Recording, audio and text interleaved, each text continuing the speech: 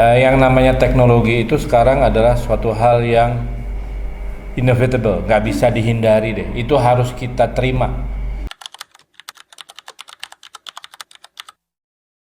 Halo Sobat Bingkes, selamat siang dan selamat datang di Bingkes. Di podcast kali ini kita akan ditemani oleh narasumber yaitu Bapak Salman. Halo Bapak Salman, selamat siang. Halo Cinta. Ya. Sebelumnya terima kasih sudah meluangkan waktu untuk hadir di podcast kami. Ya. Bagaimana kabarnya Bapak? Alhamdulillah baik. Oke. Alhamdulillah, semoga Bapak sehat selalu ya tentunya. Makasih Cinta. Oke, nah jadi di podcast hari ini kita akan membahas topik yang cukup dekat dengan kehidupan kita sehari-hari, terutama bagi para remaja, yaitu membahas tentang permasalahan centang biru dan dopamine. Nah, ini yang menarik. Sebenarnya kenapa sih kita bisa serefleks itu di setiap ada notifikasi? Yuk kita bahas dari yang pertama, yaitu dopamine lock dan FOMO.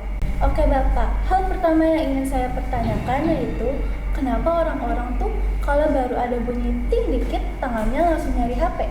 Kadang padahal belum tentu ada pesan penting, tapi rasanya kayak harus langsung dicek. Sebenarnya kenapa sih kita bisa serefleks itu? Saya yakin para penonton juga suka merasakan hal seperti itu. Ya, biasanya itu lebih ke kebiasaan ya. Namanya juga refleks ya. Tapi terkadang itu refleks itu kan ada refleks baik dan refleks yang tidak baik. Benar. Ya, jadi bagaimana mereka merasa ada pesan masuk harus langsung dibaca padahal belum tentu penting. Nah, itulah kontrol diri. Selama ini mungkin banyak di luaran sana yang tidak bisa mengontrol dirinya sendiri. Jadi terlalu erat hubungannya dengan gadget. Ya, jadi apapun itu bunyi sedikit, bahkan bisa ketika tidur bunyi notifikasi masuk bisa langsung bangun tidur yang dicek langsung buka handphone ada pesan atau tidak, padahal secara psikis itu kurang baik karena kan kita jadi tidak punya waktu untuk diri kita sendiri, mungkin gitu sih. Jadi kayak cemas gitu kan? Cemas. Jadi anxiety gitu, kayak misalkan serba salah, kadang ada pesan masuk langsung refleks periksa, nggak ada pesan masuk juga kok nggak ada pesan masuk nih, ya kan. Itu yang banyak terjadi di remaja sekarang sih, nggak cuma remaja tapi banyak orang sekarang lah mungkin. Ya, ketergantungan dari Betul, contohnya Pak ya. betul. Oke Bapak, selain kebiasaan ngecek HP, ada juga nih istilah FOMO yang sering banget kita dengar. Sebenarnya FOMO itu apa sih Pak? Banyak sekali anak muda zaman sekarang tuh pasti mengalami yang namanya FOMO, termasuk saya juga sih. Gitu. Iya. Jadi FOMO itu singkatan dari fear of missing out, ketakutan kondisi ketakutan kita ditinggal sama yang lain. Contoh yang paling yang paling sering terjadi sekarang nih pedal nih ya. Kalau misalkan kalau nggak ikut pedal tuh kayaknya kurang keren gitu kan. Jadi teman pedal ikut pedal, teman sepeda main sepeda, teman lari ikut lari. Jadi tidak punya kepribadian. Jadi semuanya tergantung teman. Padahal kan kita harus punya yang namanya kontrol diri, self control. Jadi kita punya prinsip apa ya kita jalanin. Selama yang teman-teman kita lakukan baik, bisa kita ikuti, jangan sampai memaksakan. Yang tidak baik adalah ketika kita memaksakan diri. Kita tidak punya kemampuan untuk sepeda, kita paksakan, bisa jadi kecelakaan, membahayakan yang lain. Jadi kita harus tahu kontrol diri kita sendiri sih. Kayak pendirian diri sendiri gitu ya Pak. Betul. Oke, selanjutnya yaitu ada read anxiety dan ghosting. Kalau kebiasaan itu terus terjadi, pasti ada dampaknya dong ya kan Pak? Pasti. Apalagi kalau sudah berhubungan sama komunikasi dengan orang lain. Salah satunya sering banget dialami anak muda, yaitu cemas gara-gara hanya di-read. Kok bisa ya Pak? Itu sebenarnya efek samping dari fear of missing out tadi. Takut kita ngajak teman pergi cuman dibaca aja jadi overthinking. Ini maksudnya apa nih? Iya atau tidak, atau misalkan memang tidak peduli. Jadi secara psikis itu membuat anxiety dan itu tidak baik ya kan. Jadi bisa jadi akhirnya berpikir buruk sama teman, atau misalkan jadi ini teman saya nggak peduli sama saya nih, di chat nggak dibaca atau nggak di read atau nggak dibales ya kan. Sekarang kan banyak yang centang birunya dimatikan ya. Sebenarnya Benar sekali. saya ada beberapa teman saya yang levelnya sudah CEO itu centang birunya nyala gitu kan. Jadi ini kenapa banyak teman-teman atau anak-anak zaman now nih ya yang mematikan centang birunya, saya nggak ngerti tujuannya apa gitu. Nggak mau tahu pesannya dibaca, tapi ketika nggak dibalas anxiety ya kan. Gimana caranya kita bisa kontrol? Nah, saya sebenarnya di tempat kerja saya membuat aturan itu bahwa centang biru harus nyala. Supaya apa? Karena kan kita punya deadline kalau di kerjaan, punya tenggat waktu ke klien, ke atasan ya. Jadi centang biru itu sebenarnya memang secara etika dan adab menurut keyakinan saya itu tidak boleh dimatikan.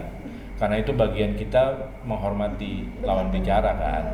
Terus tadi Cinta nanya juga mengenai ghosting. Ghosting itu sebenarnya udah ada dari zaman lama sih, udah dari dulu tuh ghosting itu kan. Kita tilang begitu saja tiba-tiba terus tiba-tiba balik lagi. Itu kan sebenarnya secara etika Islam juga kan nggak baik, ya kan. Bagaimana kita ketika komunikasi sama orang itu ya harus tuntas gitu kan, nggak boleh gantung, nggak boleh tiba-tiba kita nggak respon. Kalau saya sih mencontohkannya hal-hal seperti itu adalah bagaimana kalau itu terjadi sama kita, ya kan. Benar. Kita pasti kan nggak mau diperlakukan seperti itu. Kalau kita nggak mau diperlakukan seperti itu, kita jangan begitu sama orang lain. Itu. Ya. Oke, kalau dari sisi psikologi sebenarnya seberapa besar sih Pak dampaknya? Oh sangat besar dampaknya, karena kan akhirnya jadi punya anxiety tadi yang saya bilang, hidupnya nggak pernah tenang. Handphonenya selalu dipegang, selalu akhirnya ketika ngobrol sama orang atau itu satu lawan satu atau dalam grup, akhirnya dia tidak fokus. Apalagi di dunia kerja nanti ketika kita sedang dapat brief dari atasan, kita sibuk sama handphone sendiri atau kitanya anxiety, aduh nih handphone kok tadi perasaan WhatsApp Cinta kok nggak dibalas-balas gitu kan, ini gimana? Jadi akhirnya nggak, fokusnya hilang. Secara psikologis kan itu tidak baik, nggak bisa fokus bekerja atau nggak bisa fokus belajar kan itu nggak baik. Jadi kayak overthinking gitu kan Pak? Betul, overthinking. Emang nggak baik banget. Iya, efeknya memang terbesar adalah overthinking. Emang gak enak banget. Oke, lanjut. Setelah ngomongin berbagai dampak dari penggunaan teknologi, sekarang kita masuk ke bagian yang paling penting. Gimana caranya supaya kita bisa tetap pakai teknologi tanpa jadi budak notifikasi? Ya, jadi gini, yang namanya teknologi itu sekarang adalah suatu hal yang inevitable, nggak bisa dihindari deh. Itu harus kita terima. Sekarang bagaimana caranya kita kontrol diri kita sendiri agar kita tidak diperbudak oleh gadget atau notifikasi apapun itu. Ya, ada sekarang yang lagi ramai belakangan ini adalah penggunaan AI nih, artificial intelligence. Itu kan bagian dari teknologi ya. Jadi bagaimana kita menggunakan AI itu sebagai alat bantu, bukan sebagai pengganti otak kita. Jadi kita yang kontrol, jangan kita yang dikontrol. Akhirnya kalau kita yang dikontrol sama teknologi, ya kitanya jadi tidak akan pernah bisa berkembang. Ya, tapi kalau kita bisa memperbudak teknologi, ya kita akan bisa berkembang. Kita bisa melakukan banyak hal dari teknologi itu. Jadi semuanya memang tergantung dari diri kita. Betul, kan, self controlnya penting. Oke, baik. Ini yang terakhir ya Pak. Banyak yang bilang harus coba dopamine detox. Sebenarnya itu apa sih Pak? Dopamine itu kan kayak apa ya, unsur bahagia kan, elemen bahagia kan. Sebenarnya kan elemen bahagia itu kalau kita tidak bisa, balik lagi tadi self control. Kalau kita nggak bisa mengontrol keinginan kita untuk bahagia, ya, atau berlebihan, segala sesuatu yang berlebihan itu kan nggak baik, ya. Jadi memang caranya adalah gimana? Apakah penting dopamine detox tadi? Penting ketika memang sudah berlebihan. Tapi sebenarnya kita harus bisa bikin itu tidak berlebihan. Caranya gimana tadi yang saya bilang, berulang kali saya bilang dari awal, self control. Bagaimana kita mengontrol diri kita sendiri. Sesuai diri kita sendiri. Betul. Mungkin itu sih. Kayak kalau terasa kita sudah di akhir pembahasan. Hari ini kita sudah ngobrolin tentang dopamine lock, FOMO, heat anxiety, ghosting, sampai digital well-being dan dopamine detox. Nah, mungkin dari pembahasan tadi ada beberapa hal yang ternyata baru kita sadari tentang kebiasaan kita sendiri. Tapi tentunya setiap orang punya pengalaman yang berbeda-beda dalam menggunakan teknologi, iya kan? Oke, itu dia pembahasan kita kali ini. Terima kasih buat Bapak Salman yang sudah ikut Sama-sama berbagi. Cinta. Dan terima kasih juga buat kalian yang sudah menyimak dari awal dan sampai akhir. Sampai ketemu di pembahasan selanjutnya. Dadah!